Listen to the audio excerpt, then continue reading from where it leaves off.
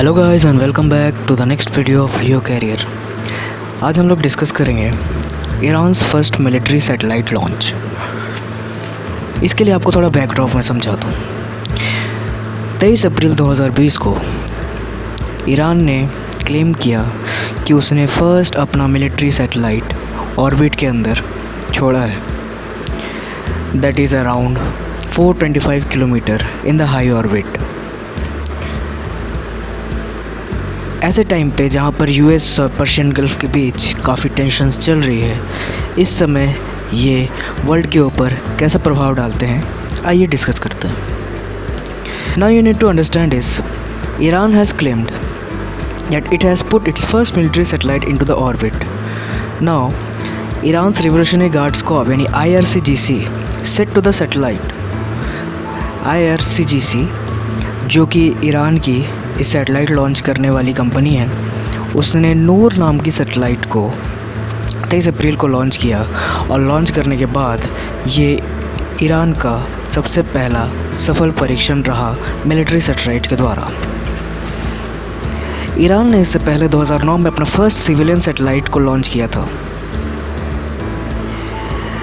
इसके मायने क्या हैं और इसके आगे चलकर क्या इफ़ेक्ट्स हो सकते हैं, इसके लिए आपको थोड़ा और बैकग्राउंड जानने की ज़रूरत है कि ये तो स्मॉल मिलिट्री क्राफ्ट है नूर नाम का। ये ऑर्बिट के मल्टी स्टेज कासिद रॉकेट से छोड़ा गया और ईरानियन ऑफिशियल्स ने इससे पहले कोई प्रेस रिलीज़ नहीं किया था जिससे ये पता चले कि ईरान कोई ऐसा प्रयोग करने वाला है। चूँकि ये चुपचाप हुआ और इसकी भनक बाकी कंट्रीज़ को नहीं लगी, तो इससे जो हमारे डेवलप कंट्रीज़ है, जो सुपर पावर्स है, उनके मन में एक शंका पैदा हुई, खासकर यूएस में। दोस्तों, आपको एक बात यहाँ पर पता होनी चाहिए कि सैटेलाइट लॉन्च करने में अभी तक सिर्फ 12 कंट्रीज़ ही खुद के द्वारा सफल हो पाई हैं। जो 12 कंट्रीज़ लॉन्च करने में सफल हुई है उनके नाम हैं USSR, USA, France, Japan, China, UK, India, Russia, Ukraine, Israel, Iran and north Korea. और एक रीजनल ऑर्गेनाइजेशन भी है, इसका नाम है यूरोपियन स्पेस एजेंसी। पहला सफल परीक्षण सिविलियन सैटेलाइट का जब ईरान ने 2009 में किया, तो ईरान ने उस वक़्त सारे मुस्लिम कंट्रीज़ को ये ऑफ़र किया था कि जिनको भी अपने खुद का ओन सैटेलाइट प्रोग्राम स्पेस में लॉन्च कर रहा है, ईरान उसकी मदद करेगा। पर ईरान ने अपना ऑफ़र फुलफ़िल नहीं किया। उसके पीछे एक बहुत ही सिंपल सा रीज़न ये था कि यूएस और यूएन ने सैंक्शंस लगाए थे ईरान के ऊपर।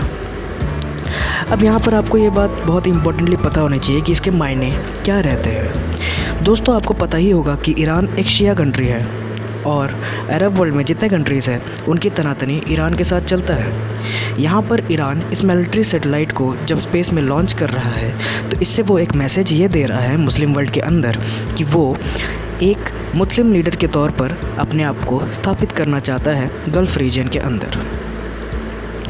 इसके पीछे सबसे बड़ा जो ड्रॉबैक है वो ये है कि यूएस ने इसको ऑफेंसिव तौर पर लिया है और यूएस मिलिट्री ने ये स्टेटमेंट दिया है, the same long range ballistic missile technology used to put the satellite in the orbit could be called upon to Tehran its long range weapons. यानी अमेरिका अब ईरान को काउंटर करने के लिए तेहरान से भी अपने मिसाइल लॉन्च करवा सकता है। ऐसा अमेरिका क्यों करने वाला है? दोस्तों, 2019 में जब ईरान के फर्स्ट जनरल कासिम सुलेमानी को यूएस के द्वारा मारा गया एक ड्रोन हमले में, तब से ही ईरान और यूएस के बीच एक द्वंद्व चल रहा है। 2015 में जब यूएन ने रिजोल्यूशन लाया and it has called upon Iran to refrain for up in 8 years, यानी कि 8 साल तक ईरान कोई भी ऐसी गतिविधियां नहीं कर सकता था या इसकी इजाज़त उसे यूएन से नहीं मिलती। इसलिए ऐसे समय में 23 तारीख को जब ईरान ने इस सैटेलाइट को लॉन्च किया, तो इसने तनातनी को और बढ़ा दिया है इस रीजन के अंदर। अब इसके बाद इसके मायने आगे चलकर क्या हो सकते हैं? ईरान अब सऊदी अरेबिया को यह ऑफ़र करेगा कि आप अपनी मिलिट्री सैटेलाइट की ताकतों को बढ़ाने के लिए हमारे साथ टीम अप करें और अपने स्पेस प्रोग्राम को और मजबूत करें। जिससे होगा क्या कि वेस्टर्न वर्ल्ड का जो प्रभाव है गल्फ़ रीजन के अंदर वो कम होने के चांसेस है और ईरान एक वर्ल्ड लीडर के रूप में उभरेगा।